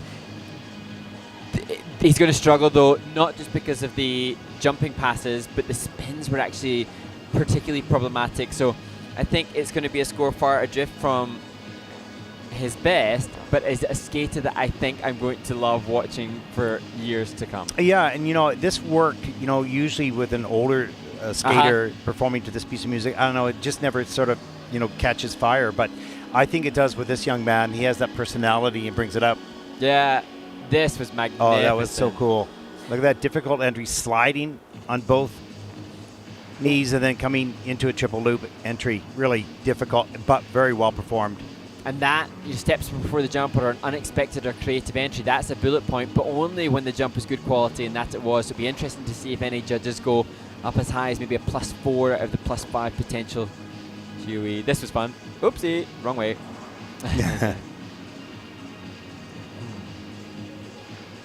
It looks like he has personality, that's for sure. Yeah, bags of it. And I really, she's going for it again. I really look forward to seeing what he will come up with, and that's a real testament to a skater, is that fans of the sport get excited to see what they're going to produce musically, and the combination of your coach Igor Reznachenko and choreographer Kirill Kalyavin, the Spanish ice dancer, I believe. Really good combination of work there. I really respect and admire the musicality, and when a skater is as musical as that performance was, that tells me that hours of work have gone into the creation of the program. Yeah. to hit so many musical accents and beats as that's not something that can be done without committing. And to some degree, he understands that workload that he has to put into it, because you can see him trying. Didn't hit it all the time, but you could see him working it. You know, the costume, the music, the performance, all merged. Well, he has a 60.52. He's not going to reach that score here. It's a 54.46 for Luka, and that'll put him currently into 11th place.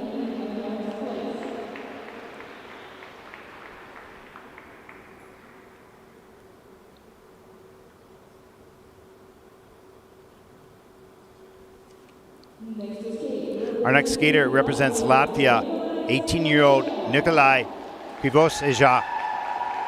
Second Junior Grand Prix season, fourth in junior at the Latvian Nationals. He's coached by Olga Kovakova. He has a 53.12, earning that last season at Czech Skate. And he'll skate till I hear you sing.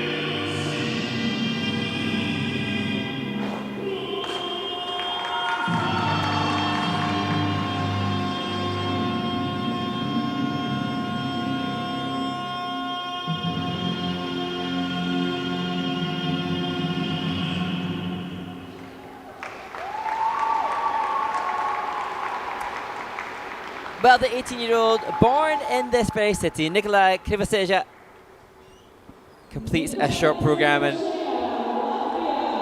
he explained that he started skating in kindergarten. He was offered the chance to skip a nap and go skating instead. You're kidding, that's and hilarious. then he said that's how he traded healthy sleep for sport. Oh, wait a You're minute. so right. He could skip the nap at kindergarten to go skate. Yeah, that was the option. Either have a nap or go skating. He chose skating, and now he said that's why he's traded healthy sleep for sport. Oh my gosh. But he's having a nap there in that opening position, maybe? No? No. Wow. And here's the triple loop. Little bit loose in the air, but gets it done. Nice strong back. Gets a free leg back quick enough. Here's the triple Lutz. And that was a little bit better in the air, but Still a little wobbly on the landing, but gets a free leg back, gets a toe pick in the ice, and manages to get himself through that 2-jump combination. Here's a double axel. Arms and free leg back, follow straight through.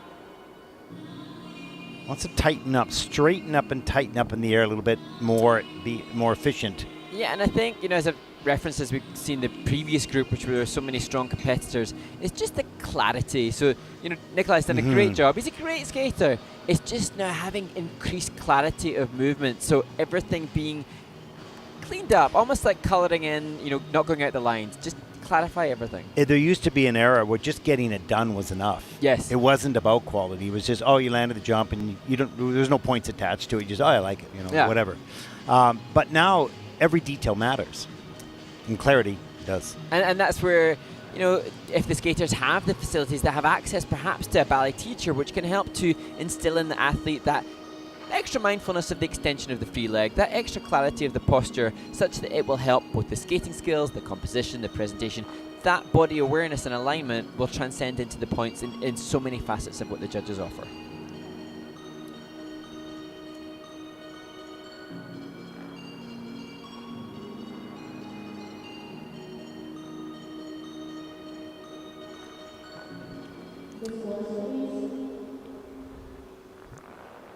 Season's or personal best is 53.12, and on this night it's a 49.50, and that'll put Nikolajs currently into 14th place.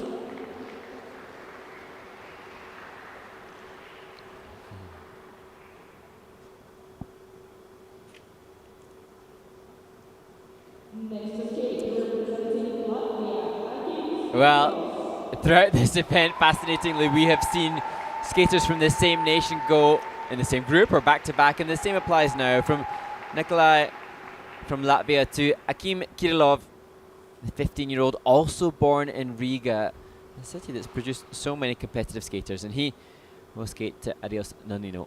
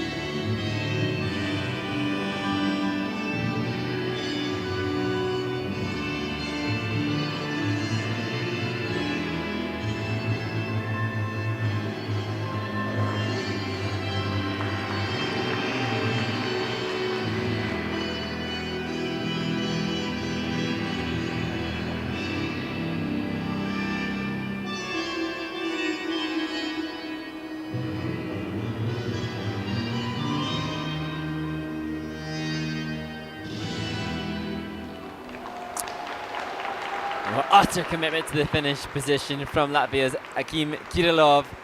And this is a skater that had the greatest success on the jumping passes, and so often it's the jumping passes that will define a result.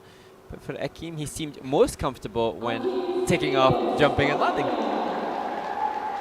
And I think we will get to see, as we look at the playback, just some of the challenges that he faced within the spin elements, and the technical panel will be reviewing the camel spin. They're taking a look at that. Is the leg high enough? And it's always a bit of a challenge for mostly more of the men than it would be the women.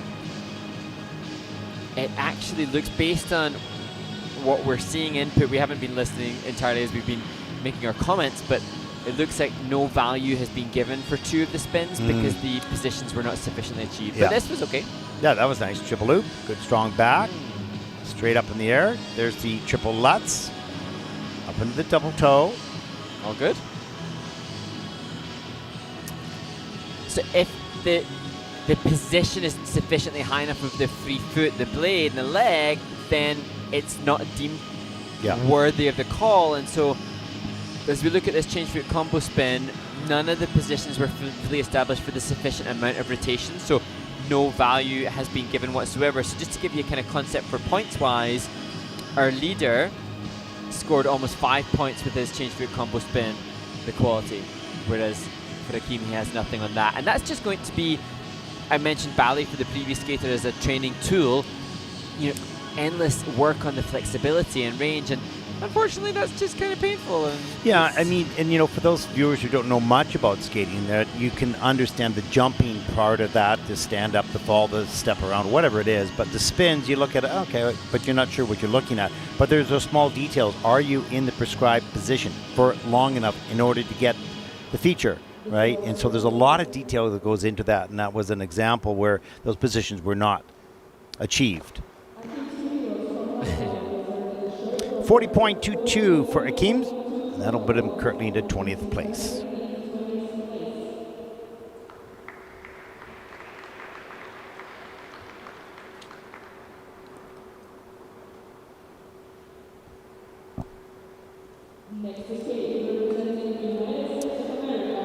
And now we look to the American junior national champion, Lorenzo Elano, and he's using the short program music that he used last season, Empty Chairs at Empty Tables, and it's particularly poignant as this has now become a tribute to those that lost their lives in the American Airlines Flight 5342.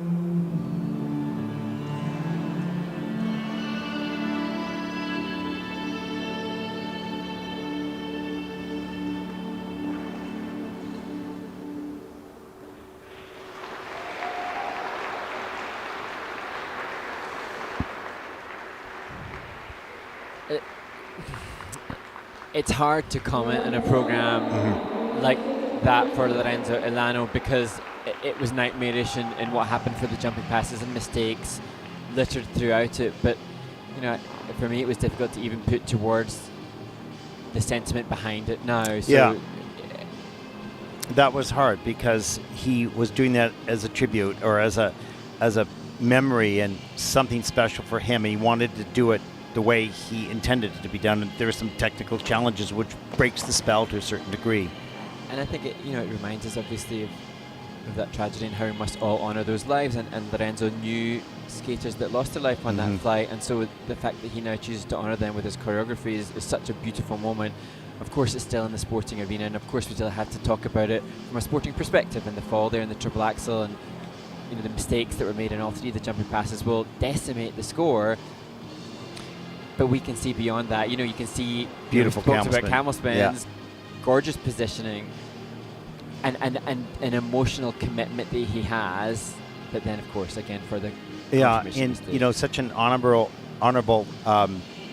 intent for this program to mean something to people watching and to himself as well. And I think his disappointment comes not as much through the falls, of course, that is disappointing, but also feeling perhaps he let himself down to honor those. And I suppose now the whole skating community, now knowing the sentiment behind it, we are all now 110% behind Lorenzo Elano in every other future performance of this, because I think it is something quite beautiful. And it was a program that he used last season as well very successfully and garnered attention, and I'm sure it will hopefully again consolidate awareness of what a beautiful skater he is and what a beautiful artist that he is, because he gives me a kind of Jason Brown, Kevin Amos kind of feeling. Yeah, he's a beautiful skater. This is a very rough skate, and I always, my heart goes out to him because of his abilities. You can see them. They weren't on display where he wanted it to be here tonight. And you don't know why, but sometimes those turn into gold somehow down the road. I mean, and I don't mean medals. No, I mean, learning experience. Yeah. I mean, put it this way. I obviously will not remember it for the mistakes, but Lorenzo Elano now, the beautiful skating and the heartfelt emotion that he gives us performing will now make that name be one that I remember when I'm looking at competition entries. Oh, I want to see what that guy does. Yeah. I'm just slightly concerned that you can see him just rubbing his right thigh, and that loop fall was pretty nasty, so I hope he's okay for the free skate. 49.25 for Lorenzo Elano from the United States. That'll put him currently into 15th place.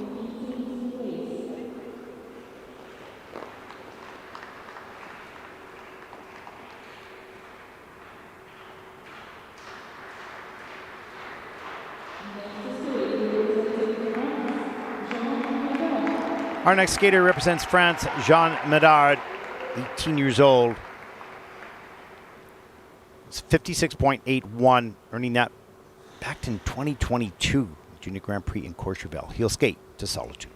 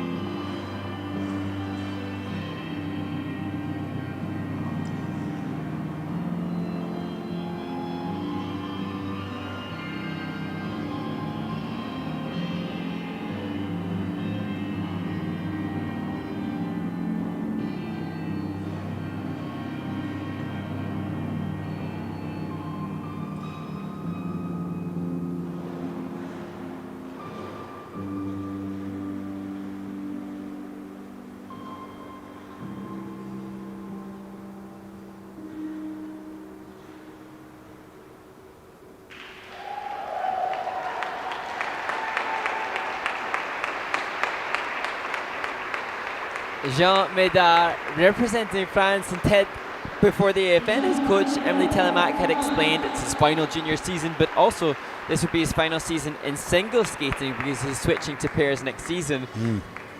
And yeah, he's just delivered his personal best, I think, by... Yeah, it's funny how when sort of the weight is lifted off your shoulders, all of a sudden everything you've been striving for just appears. Yes. You know, calmness when you skate. And there was that, and I remember seeing him competing previously and not having the same assurity that was evident on display as we look at this triple axel. Yeah, it was beautiful. Good strong back. Maybe wants to stretch the free leg a little bit, but wow, what a solid triple axel. There's the triple loop. Again, right on top of the landing, up into the flying sit spin. Good speed. Holding for 8 revolutions for the feature. Here's the triple Lutz. Into the double toe. That was intentional. He didn't intend to do a triple toe loop in the back end. It was planned. Some of the step sequences, some of the steps in the sequence. This is a little weak position at the end of the program. And interestingly, we've referenced today how we are listening into the technical panel, and I did hear them say review upon. I was listening to see if they would give that final feature. But it's gone in with the V sign again, which is a lower base value, and that's because that camel spin I don't think was deemed to be established as high enough for 2 rotations. Yeah. The technical panel, no matter what the situation, follows through all the way to the end of the program. Yeah. There's no gimmies on that. You got to achieve it or you don't get it.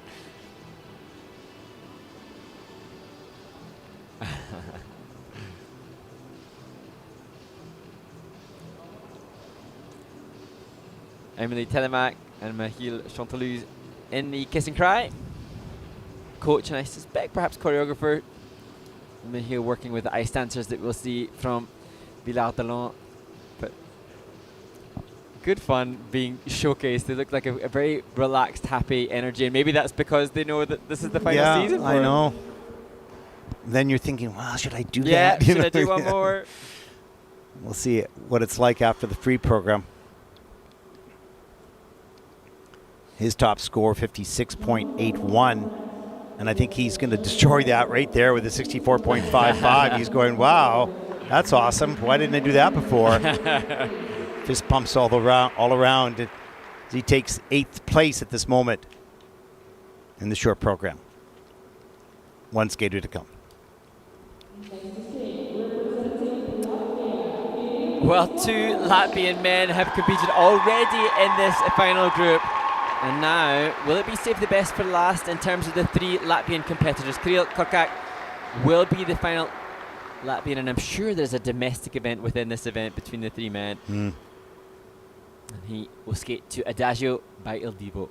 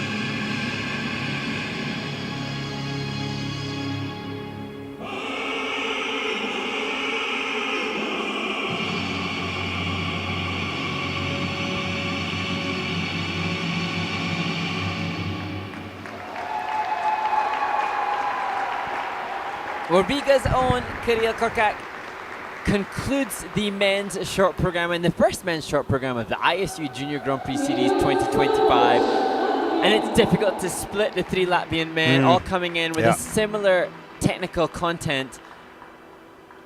Well, that was, the closing act. That was a dramatic piece of music. Pretty well performed by Kirill. Just trying to look down the standings now to see how this will compare with that of Nikolaj and Akim, who have already competed. As we look back at the opening, and you can just see the sellotape on the boots, indication that perhaps the boots are starting to give way as we see triple H, triple toe. Definitely. That's going to be under-rotated. It is under-rotated in the system. Here's the popped axle into a single. So costly. No value at all for that. And there's the triple loop. Nice and straight and tight and quick in the air. That was well done. And here's a look at some of the step sequence. And that is at a level 2. And you can see within the step there's the body movement. That is a feature if it's considered to be significant enough throughout the duration of the step sequence. And here a camel variation feature with the layover. Getting that free leg high enough to collarball. Get credit. Yeah. It's got to be at least a hip level.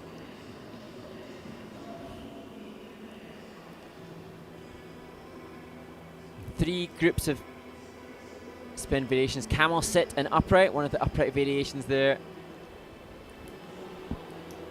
And we have to give a special shout out to Olga Kovalkova and Remo. Oh yeah. Because they're not just coaching, they're part of the organizing committee here. They do such an amazing job. Such kind people. And they've had 10 weeks of summer camp that they've organized and facilitated just prior to this. And now they've been so heavily involved in the organization of this event. Not quite sure what the finger pointing is for, but there's some significance somewhere. Our first day of competition just wrapping up now with the final skater and the set of scores. And it's been interesting to be able to listen to the technical panel, Mark, and we'll involve them in what they're doing a little bit more in our broadcast throughout the Junior Grand Prix. As we mentioned, the ISU working to see how we can use the technical panel work to help educate and entertain as well. Let's take a look at the scores. 49.37 for Kirills Korkacs from Latvia. That'll put him currently into 16th place. And there is a look. Rio Nakata, Grayson Long, and Yanhao Li, 88. Big 10-point lead over Grayson, but really tight between Grayson and Yanhao. Yeah, and some wonderful performances. That penultimate group was a really special group of junior men at this early stage. So I wonder how many of them will now be, wishing they picked another event to qualify for the Junior Grand Prix. Well, you think, I probably got it easy at the first event. Well, not so. That's for sure. So give me your wrap-up on day one. We've seen the women, of course, the pairs short, and now the men's short. I feel like the sport is in good hands. It always excites me to see what is coming through, and I feel like the energy in the venue and in the building today has been positive and hopeful, and that is effectively our next generation of competitive seniors and coaches, so that makes me happy. Yeah, it's a good day of skating. Of course, we talked a little bit about having the technical panel. We can hear that. We've talked a little bit about AI, artificial intelligence, potential in the future. We've had a lot of questions from fans around the world. That's great. Keep them coming in because it helps us fill the time. Yeah, that's for sure. A great day of skating here in day one, week one on the Junior Grand Prix. For all of us here at the ISU, I'm Ted Barton along with Mark Hanratty. Make sure you join us tomorrow. We have the ice dance, and that is your bailiwick, if you call it that way. I'll be casting aspersions on what goes on, for sure. Take care, everyone. Good night. See you tomorrow.